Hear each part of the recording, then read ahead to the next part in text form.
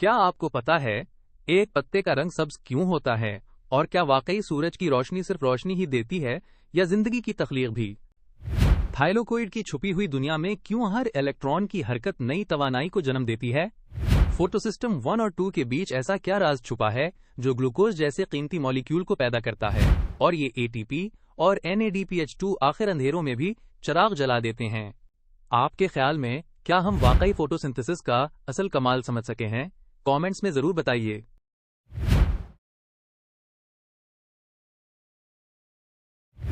फर्ज करें आपके पास एक सोलर पैनल है। सूरज की रोशनी पड़ते ही वो फौरन बिजली पैदा करना शुरू कर देता है। कुछ ऐसी ही कहानी हमारे पौधों के साथ होती है जब वो फोटोसिंथेसिस करते हैं। लेकिन ये प्रोसेस सिर्फ एक मरहले में नहीं होता, बल्कि 2 फेजेस में डिवाइडेड होता है।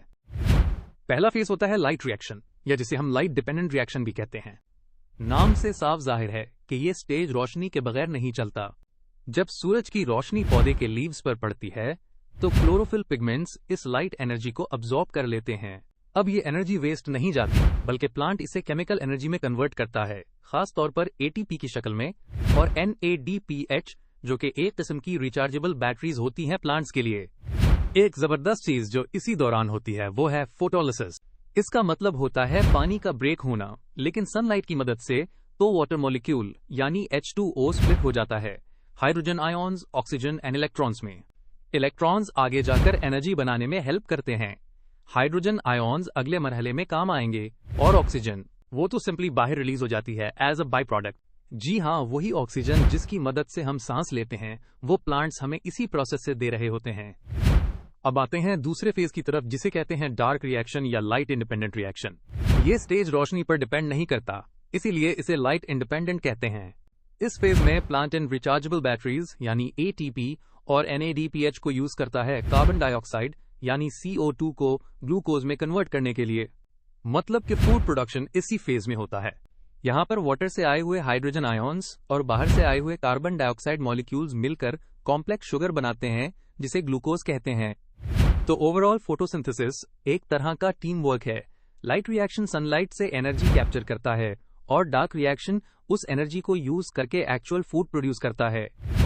सोचो तुम एक बाग में खड़े हो, धूप सीधी पौधों पर पड़ रही है और वो मजे से फोटोसिंथेसिस कर रहे हैं। लेकिन ये फोटोसिंथेसिस होता कैसे है, जरा क्लोजर लुक लेते हैं। क्लोरोप्लास्ट के अंदर क्लोरोप्लास्ट के अंदर छोटे छोटे स्ट्रक्चर्स होते हैं जिन्हें हम थाइलाकॉइड्स कहते हैं। उन्हीं थाइलाकॉइड्स की मेम्ब्रेन्स में वो जादू होता है।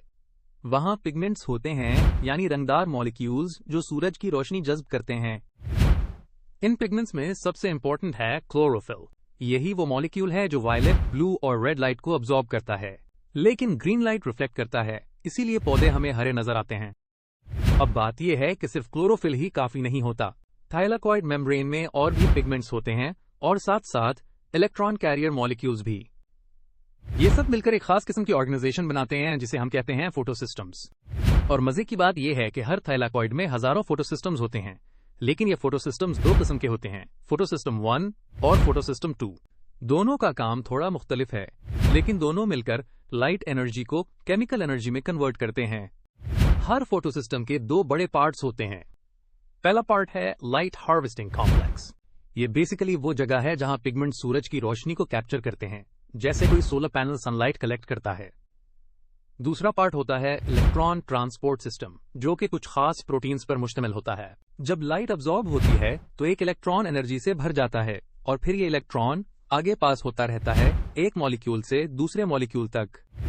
बिल्कुल ऐसे जैसे रिले रेस में बैटन एक रनर से दूसरे को पास की जाती है, यहाँ भी इलेक्ट्रॉन्स एक चेन में पास होते जाते हैं। इस पूरे प्रोसेस को हम कहते हैं लाइट डिपेंडेंट रिएक्शंस, क्योंकि ये रिएक्शंस तभी होते हैं जब लाइट मौजूद हो। एक तरफ से लाइट आई, क्लोरोफिल ने उसे अब्सॉर्ब किया, जिससे इलेक्ट्रॉन एक्टिव हो गया और इलेक्ट्रॉन ट्रांसपोर्ट चेन एक्टिवेट हो गई। दूसरी तरफ ATP और NADPH2 बनते हैं, जो कि एनर्जी रिच मॉलिक्यूल्स होते हैं और बाद में शुगर बनाने में इस्तेमाल होते हैं। ये पूरा काम इतने जबरदस्त सिस्टम के तहत होता है कि लगता है जैसे कोई हाईटेक मशीन ऑपरेट कर रही हो, मगर ये सब एक पत्ते के छोटे से हिस्से में हो रहा होता है। फर्ज करें आप धूप में खड़े हैं और आपके हाथ में एक खास किस्म का पैनल है जो सूरज की रोशनी को पकड़कर बिजली बना सकता है। अब ये जो पैनल है बिल्कुल इसी तरह का काम हमारा पौधों का क्लोरोफिल करता है, खासतौर पर क्लोरोफिल ए। जब सूरज की रोशनी क्लोरोफिल मॉलिक्यूल तक पहुंचती है तो इमेजिन करें जैसे एनर्जी का एक जबरदस्त स्पार्क होता है। ये स्पार्क इतना पावरफुल होता है कि क्लोरोफिल ए से एक इलेक्ट्रॉन लिटरली उछलकर बाहर निकल आता है। ये इलेक्ट्रॉन अब अकेला नहीं रहता, उसे एक पूरा सफर तय करना होता है जिसे हम इलेक्ट्रॉन ट्रांसपोर्ट सिस्टम कहते हैं। यहाँ पर ये इलेक्ट्रॉन मुख्तलिफ मॉलिक्यूल से गुजरता है, जैसे स्टेज बाय स्टेज ट्रैवल कर रहा हो, और हर स्टेज पर ये थोड़ी थोड़ी एनर्जी रिलीज करता जाता है। ये रिलीज्ड एनर्जी फिर वेस्ट नहीं होती बल्कि स्मार्टली यूज की जाती है। जब ये इलेक्ट्रॉन नीचे आता है तो जो एनर्जी रिलीज होती है वो एडीपी और फॉस्फेट को आपस में जोड़ देती है। इस कनेक्शन से बनता है एटीपी, जो कि सेल की प्राइमरी एनर्जी करेंसी होती है। अब आते हैं दूसरे इंपॉर्टेंट मॉलिक्यूल पर, NADPH2। क्लोरोप्लास्ट में पहले से मौजूद होता है NADP। जब फोटोसिंथेसिस के दौरान पानी स्प्लिट होता है, हाँ बिल्कुल वाटर स्प्लिट, तो H+ आयॉन्स निकलते हैं। ये हाइड्रोजन आयॉन्स जाकर NADP से मिलते हैं और इसे कन्वर्ट कर देते हैं NADPH2 में। तो एक तरफ ATP बन रहा होता है, दूसरी तरफ NADPH2। दोनों ही कॉम्पाउंड्स बहुत एनर्जी रिच होते हैं और बाद में प्लांट सेल के अंदर मजीद रिएक्शंस को चलाने के काम आते हैं। कभी सोचें, सूरज की एक शुआ यानी एक फोटोन कैसे प्लांट के अंदर होने वाले रिएक्शंस को ताकत देती है। बस यही कुदरत का कमाल है कि रोशनी की एक किरण जिंदगी बनाने का जरिया बन जाती है। सच में साइंस हैरान कुन चीजों से भरी हुई है। अच्छा, अब आगे आते हैं लाइट इंडिपेंडेंट फेज की तरफ, जिसे हम डार्क रिएक्शन भी कहते हैं। लेकिन कंफ्यूज मत हो जाइएगा, डार्क का मतलब ये नहीं कि ये रात को ही होता है। एक्चुअली ये दिन में भी हो सकता है, बस रोशनी डायरेक्टली रिक्वायर्ड नहीं होती। इस फेज में जो ATP और NADPH2 लाइट डिपेंडेंट फेज में बने थे वो यहाँ इस्तेमाल होते हैं। क्लोरोप्लास्ट के स्ट्रोमा में ये डिसॉल्व हो जाते हैं और ये प्रोवाइड करते हैं नेसेसरी एनर्जी, इलेक्ट्रॉन्स और हाइड्रोजन आयंस, ताकि एटमॉस्फेरिक कार्बन डाइऑक्साइड को ग्लूकोज में कन्वर्ट किया जा सके। अब सोचें कितना जबरदस्त काम है। जो कार्बन डाइऑक्साइड हवा में मौजूद होती है, पौधा इसे कैप्चर करता है, फिर वाटर से हाइड्रोजन आयंस और इलेक्ट्रॉन्स लिए जाते हैं, उन सबको मिला के ग्लूकोज बनाया जाता है, यानी पौधे का खाना, और इनडायरेक्टली हमारा भी, क्योंकि यही ग्लूकोज आगे जाके फूड चेन में शामिल होता है। ये जो पूरा प्रोसेस है लाइट इंडिपेंडेंट रिएक्शन का, इसे एक खास साइकिल में देखा जाता है जिसे कैल्विन बेंसन साइकिल या C3 साइकिल कहते हैं। क्योंकि इसमें जो पहला कंपाउंड बनता है उसमें 3 कार्बन होते हैं, इसलिए C3 साइकिल। इस साइकिल को सही तरीके से चलाने के लिए चंद जरूरी चीजें दरकार होती हैं। कार्बन डाइऑक्साइड जो कुछ हवा से आती है और कुछ पौधे की रेस्पिरेशन से, एक खास पेंटोज शुगर जो कार्बन डाइऑक्साइड को कैप्चर करती है, एंजाइम्स जो तमाम रिएक्शंस की रफ्तार बढ़ाते हैं, और यकीनन ATP और NADPH से हासिल होने वाली तवानाई। तो सोचें कितनी अमेजिंग बात है, पौधे दिन भर रोशनी से न सिर्फ अपनी एनर्जी स्टोर करते हैं बल्कि रात या रोशनी के बगैर भी इसे इस्तेमाल करके ग्लूकोज बनाते रहते हैं। पौधों की यही स्मार्टनेस हमारे पूरे इकोसिस्टम की फाउंडेशन रखती है। थोड़ा सा ऑब्जर्व करें, इर्द गिर्द हर दरख्त, हर पत्ता क्वाइटली एक शानदार केमिकल फैक्ट्री की तरह काम कर रहा होता है।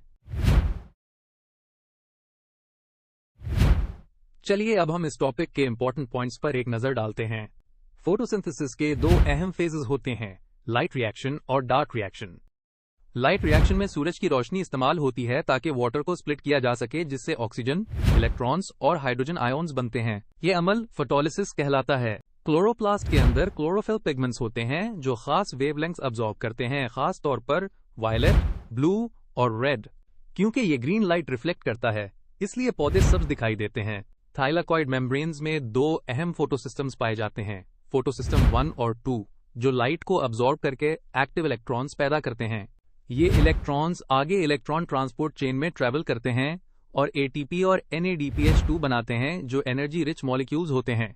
ATP बनता है ADP और इनऑर्गेनिक फॉस्फेट के कॉम्बिनेशन से, जबकि NADPH2 पानी से मिलने वाले हाइड्रोजन आयॉन्स के साथ NADP+ की रिडक्शन से बनता है। दूसरी तरफ डार्क रिएक्शन या कैल्विन बेंसन साइकिल लाइट पर डिपेंड नहीं करती, बल्कि ये CO2 को कार्बोहाइड्रेट्स में कन्वर्ट करने का काम करती है, ATP और NADPH का इस्तेमाल करते हुए, जो लाइट रिएक्शन में बने। ये प्रोसेस स्ट्रोमा में होता है और पूरा साइकिल CO2, एंजाइम्स, ATP और NADPH2 को यूज करता है। तो ये था पूरा सफर फ्रॉम सनलाइट टू ग्लूकोज, कुदरत का हैरत अंगेज निजाम। जब कभी सूरज निकले तो सोचें कि वो किसी दरख्त के लिए खाना बना रहा है।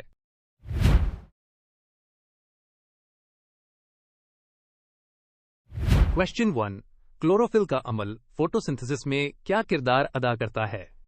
इसका जवाब है absorb sunlight. Question 2, light reaction के दौरान कौन से मॉलिक्यूल्स पैदा होते हैं? इसका जवाब है ATP and NADPH2। Question 3, Calvin Benson cycle को और क्या कहा जाता है? इसका जवाब है C3 साइकिल।